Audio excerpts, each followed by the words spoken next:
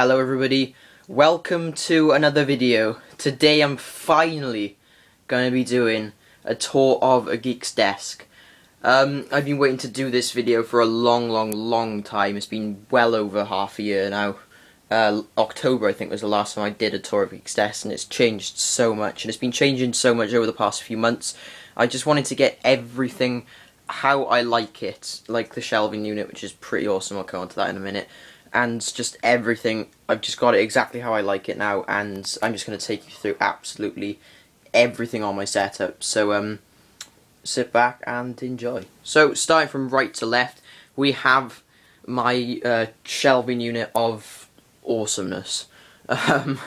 This has got a load of, something's fell down there. This has just got a load of awesome stuff that interests me really, as, like mostly computers obviously, but a few extra little things. Right at the top we've got the DFP or Driving Force Pro box. This is the wheel I'm using currently for like F1 2012, R Factor, all the sort of racing sims, and it's a really great wheel. 900 degrees rotation, I'll go on to it in a minute, but yeah, that's sitting up there. Then we come down onto the second shelf. We have my eMac, my old faithful eMac. Has been on this channel really. It's basically one of the first videos I uploaded onto this channel, eMac unboxing, and it's been with me ever since, and it's currently being used as a jukebox alongside this iMac, which I'll go into in a minute. It's a 1 GHz G4, 512 megs of RAM, and I've got it running Tiger, I believe, but the speakers are just amazing on it, and it hasn't missed a beat, this eMac. I love it to absolute bits. Moving on to the right then, we have my iMac. You have not seen this yet, guys. I will have an unboxing video, a full proper unboxing video with all of the packaging and all that awesome stuff, because I got it for a ridiculous price. This is my 1997 very original 233 megahertz Bondi Blue iMac. It came with everything. The box, as you can see down there, the keyboard and the mouse box, the packaging, the OS 8 restore disc. It came with absolutely everything, and it was cost me next to nothing. It was really great pickup. I do think the eMac speakers are better, so I'm using that as the jukebox, and this is just really sitting there as a little bit of a statement. It's a great looking computer, and you gotta love the puck mouse. Coming down onto the third shelf then, we have a load of boxes and stuff like that. We've got my 500 megahertz iBook G3 here. I really like these iBooks. They're not the most reliable, and it is slow. I've got it running OS 9 at the moment. I probably should have booted it up, but oh well. It's a really nice machine. I love the keyboard, I love the ease of upgrading stuff, and this is my very first laptop. So, well, not this exact model, but an iBook G3 was my very first laptop, so it's nice to have one back in my possession. Coming down then, we have my Apple Pro mouse, I believe they called it, or just the USB mouse. Really nice mouse. It's developed a little bit of a fault where when you're holding it, you accidentally press it, even though it doesn't make a positive click, so it's been retired back here, just looking pretty on this shelf of awesomeness. Behind the iBook then, we have the iMac Puck and Pro keyboard box that came with all of the restore discs and all of that, and although I couldn't fit the actual iMac box on this shelf, I just thought I'd put that one on there because it's looking pretty cool. Here is my Apple aluminium wide keyboard. I really like this keyboard, but again, the Pro keyboard has developed a little bit of a fault. The escape key is broken, and the escape key is very important when you're in games. So it's been retired over here. It's a bit of a nuisance. I mean, you can remap them, but it's got all of the native like brightness keys and all that sort of stuff. So I've just moved it back here. I prefer the Pro keyboard anyway. That's the one I'm using at the moment, and yeah, it's looking pretty cool. Moving up, we have my Steve Jobs biography. A great read. If you're even just into computers at all, this is an absolutely fantastic read. This guy is such an inspiring man, and the book is just unbelievable. All the stuff he achieved in his life was just outstanding. It's unbelievable. Then we have my Mac OS X Snow Leopard retail disc case thing.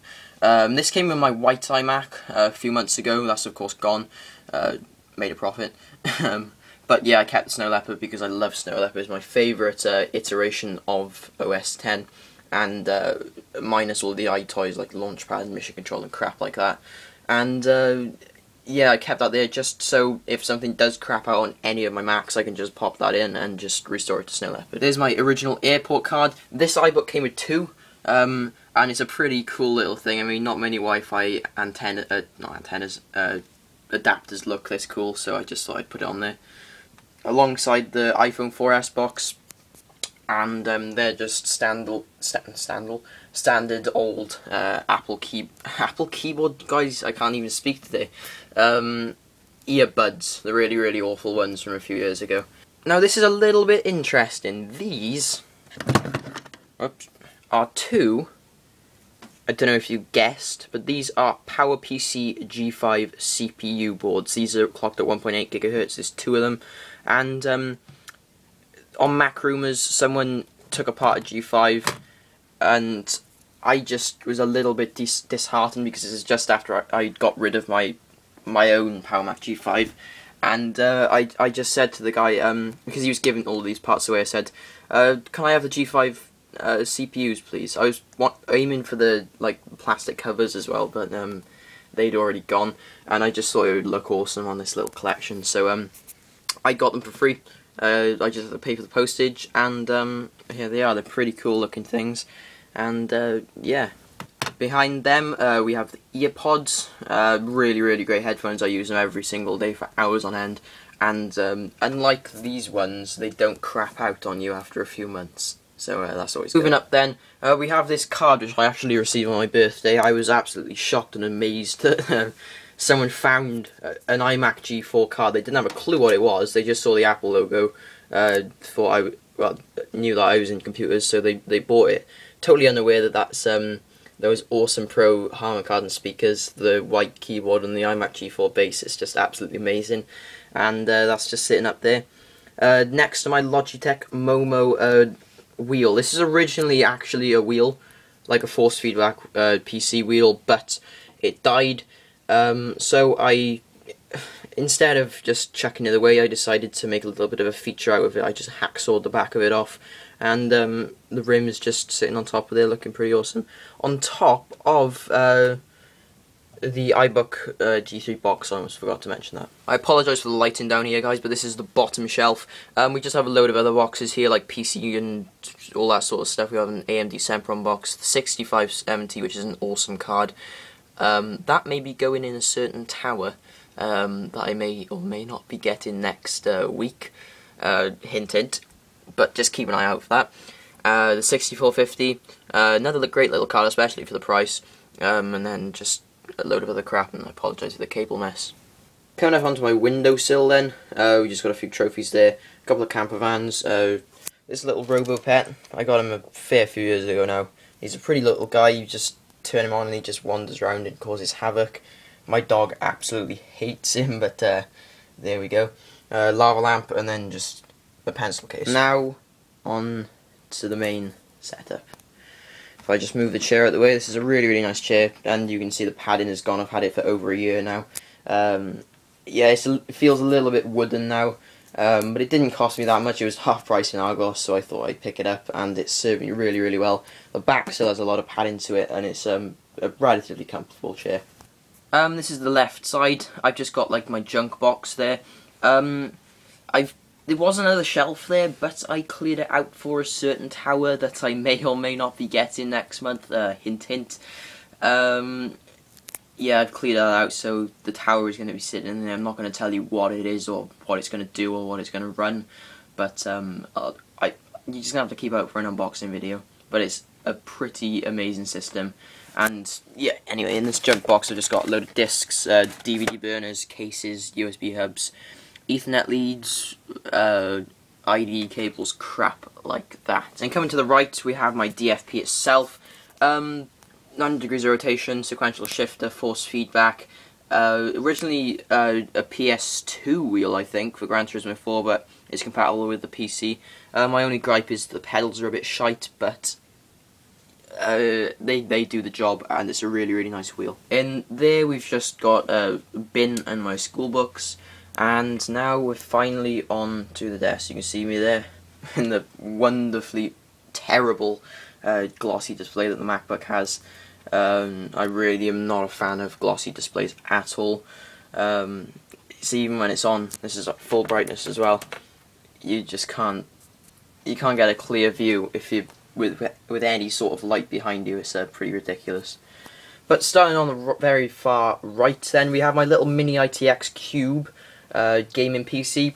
This has a 2.4 GHz Core 2 Duo, 2 gigs of DDR2 RAM, the 6570 that I mentioned a little bit earlier, and only 160 gigs of storage. It's a really nice little system, but it is a bit long in the tooth when it comes to playing pretty demanding games. But it will play anything on low to medium settings, and performance per square inch is pretty important when you've got a pretty small desk like me. On top of the computer, then we have the mini display port to DVI. This is so I can hook my MacBook up to the cinema display when this PC isn't on. Cinema display is currently plugged into the PC, and the PC isn't on, so that's why it's black. 2 screwdrivers. My custom firmware PSP. I did not a review, but a video on that a very long time ago, and yeah, it's got a load of old awesome Tomb Raider PS1 games and Spyro the Dragon, Crash Bandicoot, and stuff like that. And there is some of my Tomb Raider collection. There's a PS1 downstairs. I'm currently playing through Tomb Raider all over again. But I've got the collector's edition of the original Tomb Raider on the PC. I've got Tomb Raider 2, Tomb Raider 3, The Last Revelation, and then all of the others are Chronicles is downstairs, and all of the others are PS2 games, which are in the gaming rack, basically. Behind the MacBook, we have my little safe and my pencil case for screwdrivers and pens and shit like that. And coming down onto the MacBook, this is a late 2008 aluminium unibody MacBook, 2 GHz Core 2 Duo, 4 gigs of DDR3 1066 MHz RAM, the 9400M. It's got a 750 gig solid state hybrid drive, or whatever the frick they call it. I almost said a bad word there, guys, I'm sorry. But yeah, it boots up in 10 seconds, runs Mountain Lion absolutely brilliantly. It's a great Mac, and weirdly enough, this is a 2 GHz model, and it does come with a backlit keyboard. The guys who originally bought this must have splashed out a little bit on a backlit keyboard. Moving on to the center, then, we have my Bondi Blue Pro keyboard. It's such a nice keyboard, guys, I love it.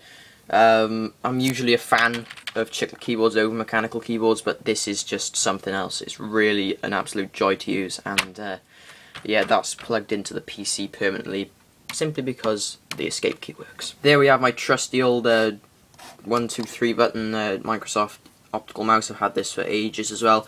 Still my favourite mouse of all time. It just has a really nice feel and ergonomics to it, and I don't need one of those silly little gaming things with all of the buttons on the side and shit like that. I just want something that'll go left click, right click, and scroll up and down. There's my Logic 3 iStation turn to view. My iPod Touch 4th Gen 8 gig is usually in black. He's usually in there, but I'm recording with it now. Really nice thing. I've had this for ages as well. Still works brilliantly. I use it for the speakers for the PC. That's how good they are, and yeah, it performs really well.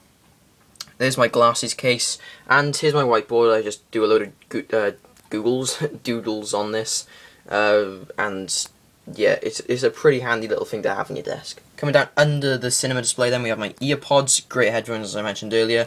My iHub, it's not showing up on very good on camera. Hopefully you can sort of see there. It's a 4-port standard, like, bus-powered USB hub with a little Apple logo on it. When I had my white iMac, it fit in really well. That's why I had it.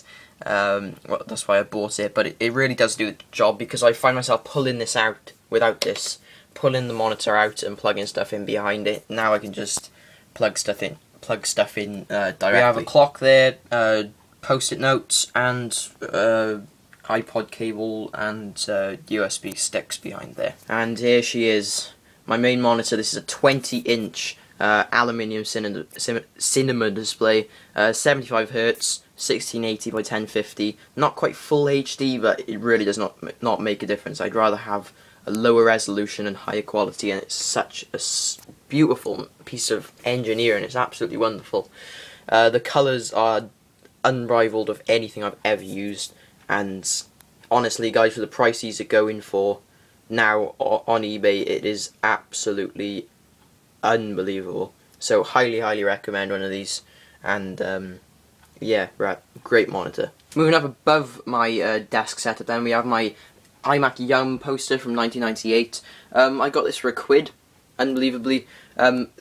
These are actually quite rare, but some idiot cut. It must have like curled up at the corners, so they decided to cut around the edges, so it doesn't show Think Different underneath there, and it doesn't show all the way around, which hurts the value, but it's such an awesome little poster. Moving along then, we have a load of DVDs, I believe they are. I'm not even too sure. Horseshoe little weird thing. And this awesome clock. I believe, I got it for my birthday, I believe it's based on that Salvador Dali painting where everything is sort of melting. And it's really awesome. Great little present. So, that's it, guys. I hope you enjoyed the video. It's changed humongously, and it's still subject to change again within the next few months, probably, because I am just the most indecisive person in the world. And say if someone offers me however much for any of this, now I just won't be able to turn it down, because I'm a sucker for making a profit on something, regardless of how much I love the machine. So I hope you enjoyed it, and as always, I'll see you in the next one. Bye bye, guys.